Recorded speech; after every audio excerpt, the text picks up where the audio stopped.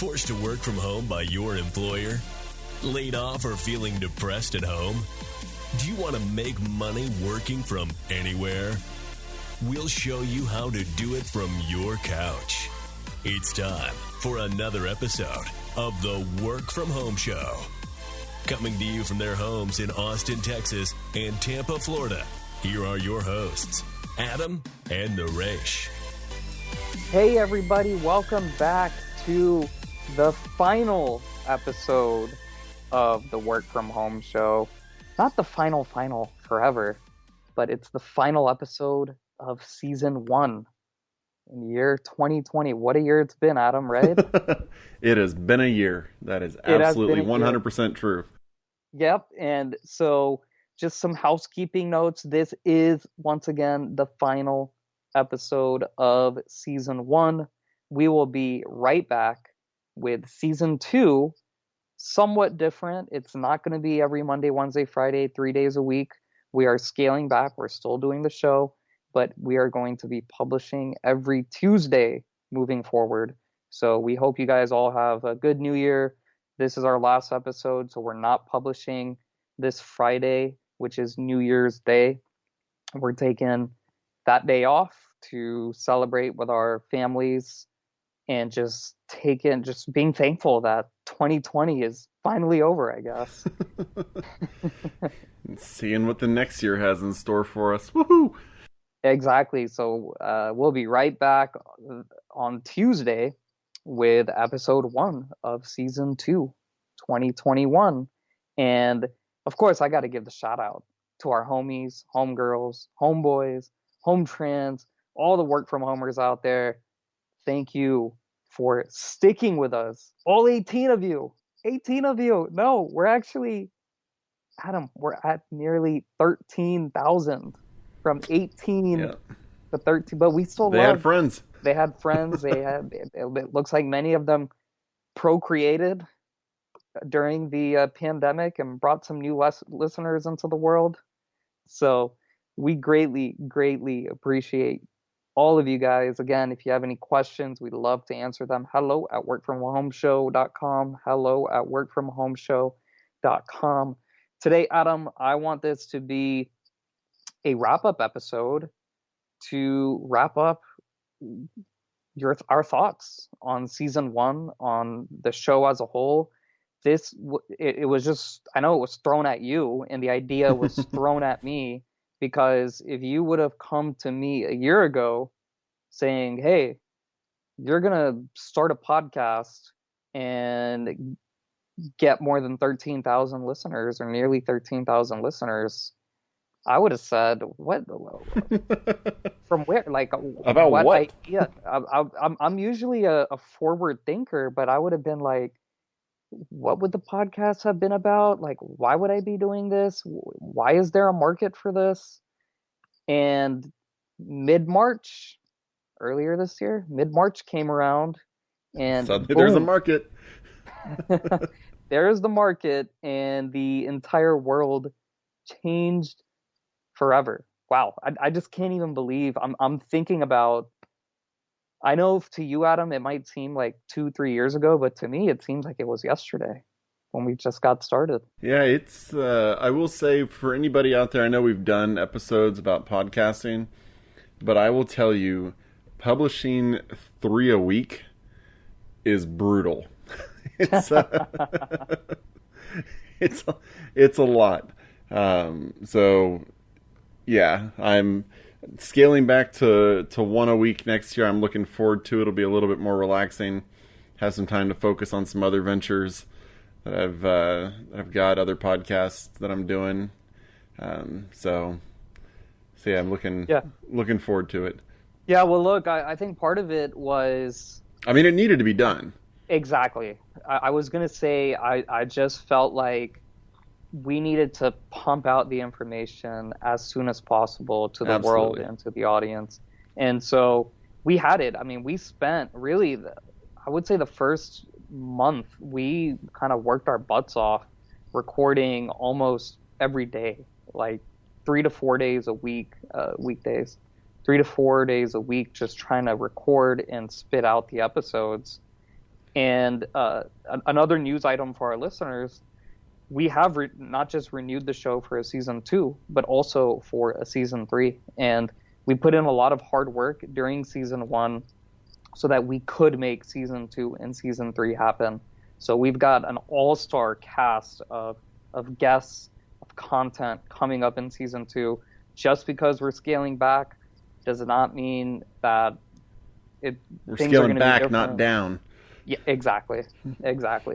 So, and I think I actually had some family members say, "Man, you guys are pumping out too much content. I'm already lost. Like I'm still on episode 15, or I skipped, a bunch of episodes and just went to the people who I wanted to listen to," which is fine as well. But the important thing, at least in my case, I want to get this information out because I know how important it is to you guys, the listener, and even my own selfish purpose. I feel like this is such important information that I want to one day, my son was born this year in the year 2020. I want one day for him, once he's old enough, to listen to all our seasons. Who knows how many we're going to have. But I want him to listen because I feel like there's so much value in the work from home show. And he will just be so much better off, whether he's 15, 16, 17, or waits until he's 25. I think it'll be just so beneficial. And that's why you've got 4 kids, Adam. I got 1 right now. And this is just such a great teaching tool.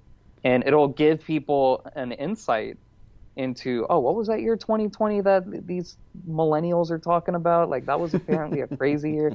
Yeah, listen to the Work From Home show. We'll tell you all about it. Yeah, I feel like we need to give a big shout out not just to our 18 listeners, but to Gary John Bishop. I was checking the stats, and even though he didn't get published until mid-September, Gary John Bishop is our most downloaded guest of the season. So that's what I was going to get to next. I was going to get to our most popular episodes, and that was episode 81 with Gary John Bishop, titled How to End Self-Sabotage, Get Out of Your Head, and Demand Your Life Back from Home. That was our most popular episode. And the way that I'm standardizing the numbers, because I have them in front of me, I'm not including any of the episodes from the first 20, because those are the first few episodes, and they're obviously going to have more downloads and listens than episode 100, because that came out later. But good for Gary John Bishop. Highly, I actually posted this episode on my social media, my personal social media, when it came out a few months ago, because I felt like that was one of the most memorable interviews we did, and the most valuable, not memorable, but the most valuable interviews that we did. Just a lot of, his books, Gary John Bishop, for those who don't remember, New York Times bestselling author of Unpick Yourself, Get Out of Your Head and Into Your Life, Stop Doing That Shit, and Self-Sabotage, and Demand Your Life Back, and then a few other books that have the F word and all sorts of vulgarities. But that was a great, real interview. But our second most popular interview was based off another, probably my top book that I recommend to all business people and just people in general, even if you're not in business. 7 Habits of Highly Effective Work From Homers with Todd Davis. That was episode 78, and that was our second most listened to episode. Todd Davis is a executive vice president and chief people officer at Franklin Covey, and an expert on the 7 Habits of Highly Effective People, written by Stephen Covey. And he's also written a few other books, Todd Davis has. So highly recommend our listeners check out episode 78 as well. And then our third most listened to episode, surprisingly, this was episode 80. So we had some... That mid-September. Yeah, that was a good... So episode 78, 80, and 81. I don't know what episode 79 was. That's missing out. But episode 80 is how the definition of office space is changing, with Mark Gilbreth. And Mark Gilbreth is the founder and CEO of Liquid Space and host of the Flexible Office Economy podcast. That was an interesting interview about their business and his thought. He was very real on that episode and very honest about the downs that they are facing. So those were our 3 most popular episodes. So highly, highly recommend them. Adam, outside of talking about what the data tells us, are there any episodes that stuck out where you were like, oh, you know what? This episode changed my life, or this episode now has gotten me to do X or do Y or do Z? Yeah, well, episode 104 with Trent Ham, that one not so much for me, but our good friend Kenny, I was talking to him on the phone recently, and he told me that he'd listened to that episode and loved it, and that it helped him out a lot. So, how to wipe out your debt and live the life of your dreams from home, with Trent Ham, episode 104 was a big one for him. I really liked the one that changed my finances incredibly, was the one with the CPA. Whenever we had the CPA great. week, I mean, he opened my eyes up to stuff about the PPP and the disaster relief. I forget, the EIDL loans, that made me realize that even with the type of company structure I had, that I was eligible for stuff, and it made me, it gave me a nice boost of cash whenever it came in pretty helpful. So that week was very interesting, but I'm kind of a nerd of numbers, so I liked the CPA week a lot. How about you? Well, I got to say, I'm glad the Trent Ham, I mean, that was good. I think our listeners probably found a lot of value in that. I personally probably not as much, because I was either the situations he talked about didn't apply to me, or it just wasn't relevant to me. But I knew that it would be. The reason why we got him on in the first place is because those topics are relevant to the bulk of America. So, but the CPA, we did 3 episodes with them. Mm-hmm. All 3 of those were excellent. Yeah. Excellent episodes. And I actually, yes, that did change some perspective. I wrote down some notes about that interview and applying it to my personal life, because he not only talks about the CPA stuff, the legal stuff, LLCs, finances, PPP, EIDL, but he also talked about some kind of Christian principles, like purpose and vision and guiding principles and values and strategy and tactics. And I actually wrote these down, and I created a worksheet based on one of those episodes, and I'm going to be filling it out with my wife, so that we as a family, and he talks about this on the episode, like we as a family are on the same page as to what those values are, or at least we understand what each other's values are, and respect them as we continue to grow and raise our family. So that was a good episode. Yeah, I also want to tell people, like, we hear talk about this second stimulus that's coming out, and it's bringing back some, I haven't looked into it fully, but they're talking about bringing back some of the PPP stuff. So it's worth going back to listen to if you're not sure about your status and kind of what you might be eligible for. Definitely go check those out again, because it's not dead. So go check it out. It's certainly not dead, and I think my prediction all along was that this would not get passed until after the inauguration, January 20th. So I think that prediction probably could be, it looks like it's holding true, simply because we're going to have a lot more clarity about what direction the country's going to go. And yes, PPP, EIDL, part of the reason why this stimulus was delayed is because President Trump wanted more money to be given out for small businesses, PPP, EID. I'm not sure about EIDL, but probably, I'm sure he wanted more there. But he wanted more money to be given out to small businesses, and then obviously to individuals as well.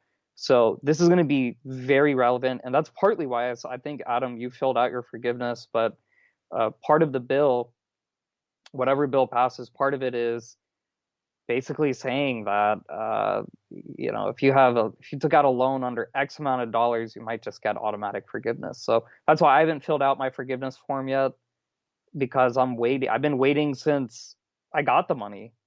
I've been waiting for the next bill to pass. Initially, I thought something was going to pass before the election. That never happened. And my bank finally, just 3 or 4 days ago, or last week, they sent an email. Finally, after all these months of... Yeah, I waited, but I got my email like a month and a half ago. Month and a half ago. That's when I filled mine out. Got it, yeah. Well, Bank of America, which gave me the PPP EIDLs through the SBA, but Bank of America came back and said straight up, if you want to wait until the next stimulus bill passes, so there's more clarity, there's no rush on filling this out. So I was like, yeah, I'm just going to go ahead and do that, So stay tuned, because we will be covering this, and I'm sure it's going to be very similar program, much easier to take part in than last year, now that they already did one round of it. But a lot of policy government stimulus that's going to continue to affect work from homers out there. I also do want to share a few other episodes that helped me a lot and changed my lifestyle. And I got to be pretty frank, I know he's not the most likable guest we've had on, but Dr. Stephen Hotze, oh god, absolutely changed my physical regimen. Absolutely did it. And we had another doctor, I've got to go back and look up his name, Dr. You'll probably remember, Adam, but oregano? Not the, well, yeah, he helped too. He helped. So I did go out, buy a lot of oregano, and we're using it at home. But Stephen Hotze, the biggest thing with him, forget about the scientific medical stuff, the politics. The biggest thing with him, he said, number one, you are responsible for your health, not your mom, not your dad, not the government, not your doctor, not Fauci. You are responsible for your health. And so you have to take control of it. Number two, vitamins A through D, Z for zinc. And then the other physician who we had on the show, again, I've got to go back and look up his name. He recommended magnesium before going to sleep, which I started taking as well. So I now take every day vitamin A, vitamin B, C. Was that Michael Lewis? Michael Lewis, Dr. Michael Lewis. What episode number was that? 55. Episode 55 with Michael Lewis. So vitamins A through D, zinc, magnesium. I also take some heart health. Some of it is fish oil, some of it is non-fish oil, but heart health stuff. I take biotin. I take iron because I am, being an almost vegan, I am fully vegetarian. I need to take an iron supplement. I also take, I think I might take one or two more things, but you take all those vitamins, and on top of that, I started taking my exercise way more seriously. I've now got a trainer. I run pretty much every day. If I'm not playing tennis, I run. So I would say 6 days a week, assuming I take a day off, I'm doing some kind of physical activity, whether it's my PT stuff once a week, or it's running outside, minimum 1 mile. Sometimes I go as long as 2.5 miles, and then playing tennis. I just feel so much better. It's now part of my, thanks to Dr. Hotze and the other doctors who we've had on. It sounds like common sense, but it just helps to have someone tell you, hey, take your vitamins, these exact vitamins. They're going to help stave off, the next coronavirus that comes, COVID-21 that's going to come. They're going to help keep your immune system strong. I mean, these have been, and they've helped me in business. They've helped change my days. I feel so much better when I wake up, I go for my run, and I just, it's changed me. It's changed my relationships. It's changed so much. Wow, nice. Yeah, I haven't done any of the vitamin stuff. I'll be honest, I haven't. It hasn't really. I haven't gone down that road. Well, there's no harm, no foul. They're vitamins, so they're not bad for you. They're only good for you, and they're not expensive. So I will say this: I said this on an earlier episode. Just get yourself a really good, high caliber multivitamin, and then anything you need more of, you can buy that separately. So zinc generally is not in high dosage in these multivitamins. So get the multivitamin, buy some extra zinc. Iron, not so much in the multivitamin, buy the extra iron. It costs, I'm not even joking, we're talking less than $10 a month. Less than $10 a month to get all those vitamins that I told you about, get them into you. Just go to your local grocery store. They've all got them. Or just go on Amazon, they're available there. Don't do Amazon. Support local. Support local. So, yeah, and then I will say, I'm not going to name any names, but I will say some of the episodes that weren't very good, look, it's a learning experience. And we know what works and what doesn't work for season 2, season 3. So we're going to make things even better moving forward. And I'll also say the episodes that I thought that weren't very good, you just do a little bit of editing, take out the awkward pauses, and they're actually nice, short and sweet episodes that provide value. So I'm not too sad about I would say the handful of bad guests that we had. Yeah, there were a couple that we contacted each other right afterwards, and we're like, whoo. It's funny because you and I thought the exact same every time. I was thinking during the interview, like, yeah, this person's not very good. You would tell me first, like, yeah, that person wasn't very good. So why did we talk to them again? Yeah, well, either way, we were still able to provide value and keep the episode, like I said, keep the episode short and sweet. So good for us. And any other episodes that come to mind, Adam? I found it really interesting. I mean, well, we talked about it a little bit before, but Dr. Paul Balow, his stuff was interesting. It wasn't the most helpful for me, but just the idea of taking the way you present yourself on screen and on the telephone more seriously than I currently had been doing was interesting to me. And the fact that he studies it that much is incredible to me. But it did help me take it a little more seriously. The tips were kind of basic in some ways, not in other ways. But you know, it did help me think about, hey, whenever, because you and I both, we each do some, video live stream stuff in other aspects of our life. And I started thinking, I do need to take, like, my office, I need to change the backdrop a little bit. I mean, I don't have like a screen like he was talking about, but like I can angle my camera in a way that it shows a nicer part of my backdrop and not the cluster that is behind me. So that helped a little bit. I enjoyed those interviews. Yeah, I think I brought this up on a previous episode. I was not a fan. I shouldn't say I wasn't a fan. I just felt like Dr. Paul Balow's stuff was too kind of corporate for me. It was too proper. But at the same time, look, this is why we have the show. I don't just want to bring on people who I agree with. You want to bring on people with different perspectives who can share different information, because Paul Balow shared stuff that you and I did not share at all. And he certainly provided a ton of value to our listeners. And our listeners work in completely different environments from us as well, a lot of them. Yes. And in his case, we never said any of that stuff. And so that's why it was valuable. Now, did I take nuggets from what he said and apply it to my own life and situation?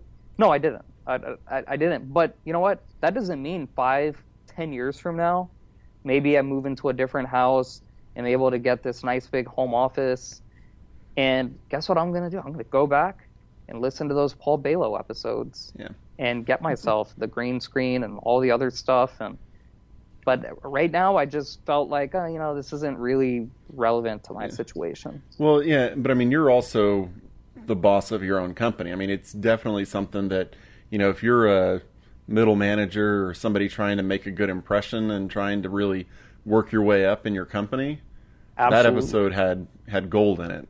That's why I said corporate. Yeah. So I said it was kind of corporate. Yep, absolutely.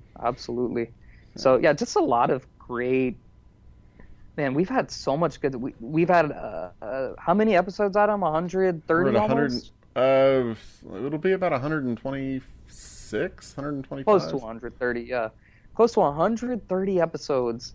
And we got started, not in the middle of the year, but close to the middle of the year. Yeah. That's a lot of hard work we put in, man. That's amazing. It really is. Yeah, That's March awesome. 16th was our Kudos first episode. So, yeah. 9.5 months. Whew.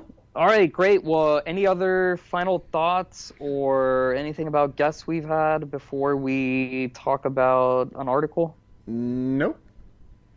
I'm ready. All right, well, let's move on and talk about a couple of news headlines and stories that are relevant to working from home. This one, Adam, Americans are apparently shelling out $30,000 on pop-up backyard home offices. So we did have an episode previously about KB Homes building out home office rooms as a part of their new construction. And in this case, are people who are willing to pay the premium. And I think you and I, Adam, we both said, yeah, we're not going to do that. But that doesn't mean other Americans won't do it. Yeah, that is one where if you're doing that, you need to listen to Paul Balo's episode. If your life is in a place, if your work is in a place where you're doing that, before you build that out, you better go listen to Paul Balo's episodes, or else you're wasting your money. And we talked about that KB Homes thing in episode 70. But yeah, just know that if you're that kind of person, go check out episode. Hang on a second. If you're that kind of person, you're buying that. Go check out episodes 39 and 40 before you build that out. Balo. Yeah, well, this is a thing now with home listings. It is not just spacious living room, swimming pool. Now you've got nice backdrop for Zoom calls. That's in actual home listings. Yeah. So it's now prevalent more than ever. And talking about a previous guest we had, look, not all of our guests. In fact, I had somebody contact me today saying, "Hey, I listened to that episode with Casey Mulligan, Trump's senior economics guy." And he was like, "This dude he's living on another planet." I mean, he seriously thinks people are just going to go back to the cities and work in offices? Like, how old is this man? And has he never met anybody under the age of 40? and my response was, look, he's entitled to his opinion. He shared some good historical data and provided some context behind what he had to say. And he could end up being right. He could. It's an opposite view than what I believe in and probably what you believe in. Oh, I believe cities are going to come back strong in the not too distant future. I think single people and young people are going to flock back to cities whenever the vaccine's out. I think so too. I think that's going to happen, but how about the home or the offices, the physical offices? No, the offices. I lean more towards when we talked with the other economist whose name I can't remember right now. I'm talking about like 3 days a week. Was that Casey Mulligan? We've had a couple of people actually talk. But so I expect it to be like 50-50 or so, like 2-3 days a week in the office, just because I don't see enough corporations. Some of them obviously will go 100% and allow it, but I can see 50-50 being kind of become standard fare. You know what? To me, the rational part of my mind says that doesn't make any sense to me. But the realistic part, knowing how corporations run and how people think and how managers think, I've kind of become convinced that yes, the office will still be very prevalent. 5 years from now, who knows if we're still going to be doing the show, but I do think that people will be going back to the offices. I do think so. And one more thing I should say, this is a kind of selfish part in me. Since I got started full time in 2013 working from home, it's like I was it's like respect that I get from other people. Like, oh wow, you're able to make money from home and you work from home. You're so lucky and you have time to do this and time to do that and do this in the community. And I was like, man, like this is like a position of like respect that I have. And I was thinking about all of a sudden, okay, I'm still a position of respect being the host of the work from home show, but I was like one in, many my age working from home. Or sorry, yeah, one in probably the only one.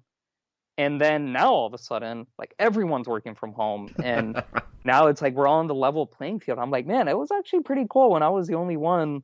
I was like a single guy in my 20s working from home, making good money, and people were like, man, I want to be like him. Like, how did he do that?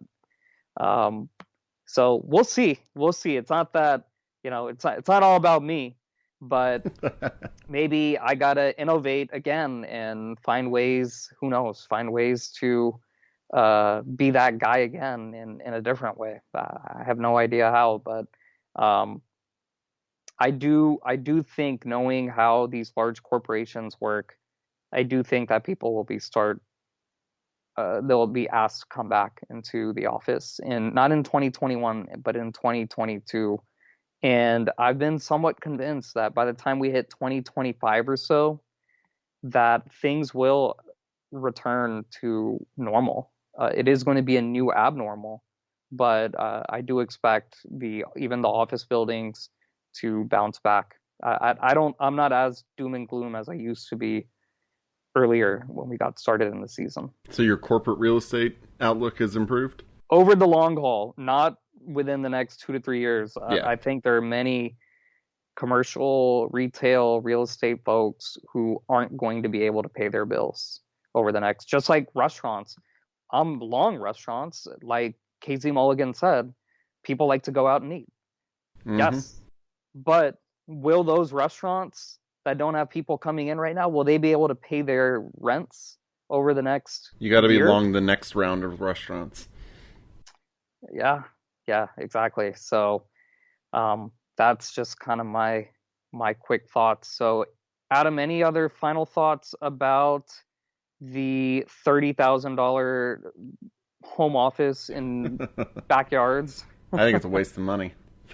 I think it's a big waste of money. And why do you think that?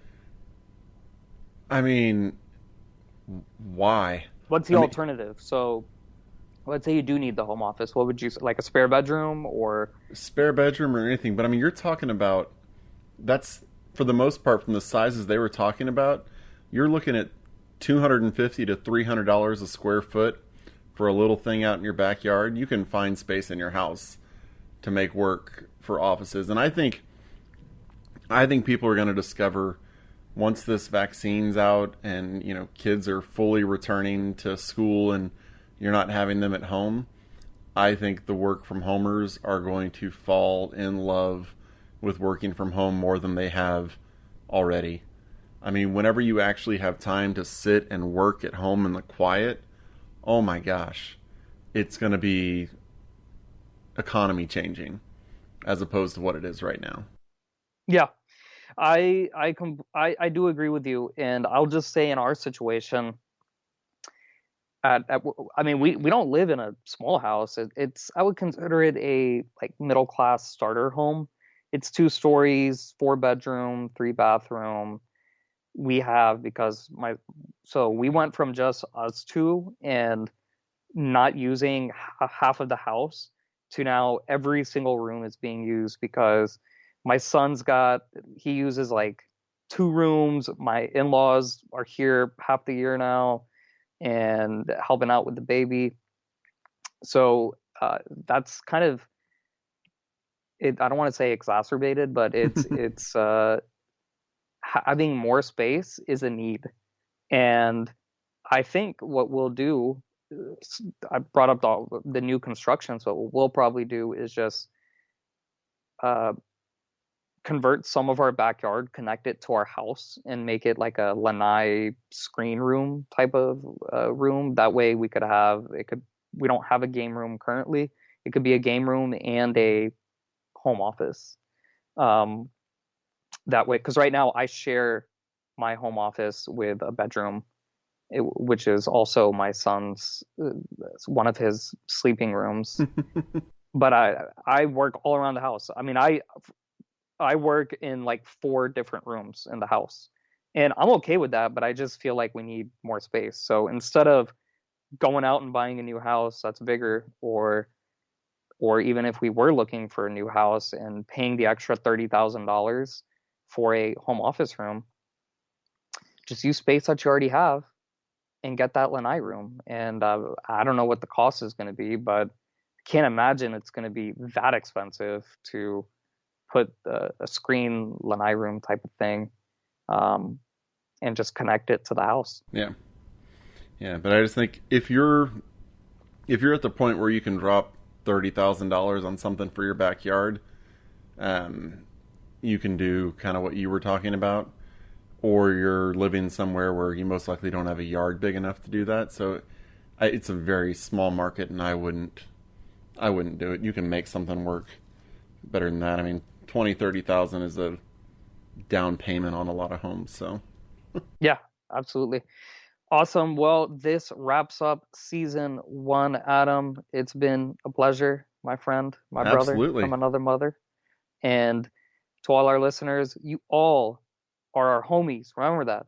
You are always our homies. Thank you to all 18 of you. Thank you so much for for sticking telling with your us friends. Apparently, got lots of and friends. telling your friends and procreating and multiplying and turning that into 13,000 of you. Wow. Awesome. Workfromhomeshow.com. Hello at workfromhomeshow.com. I don't need a review. You guys know the drill. Leave us a review. We're going to continue to have more freebies, give away more freebies. People loved 50 Shades of Marketing that we were giving away.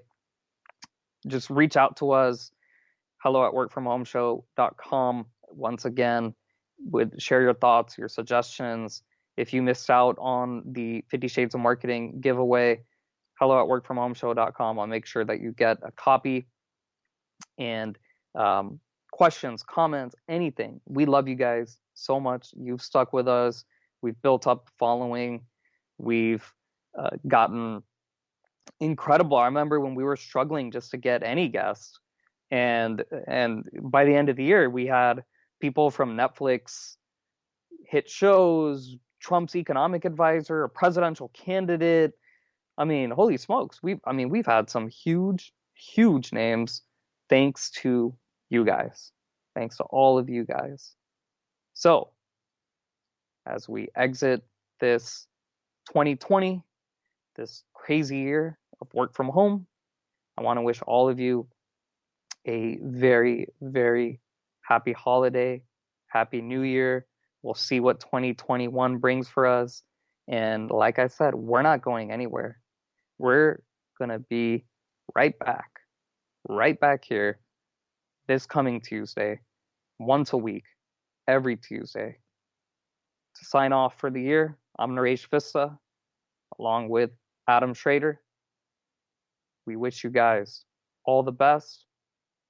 And until next time, keep on working from home.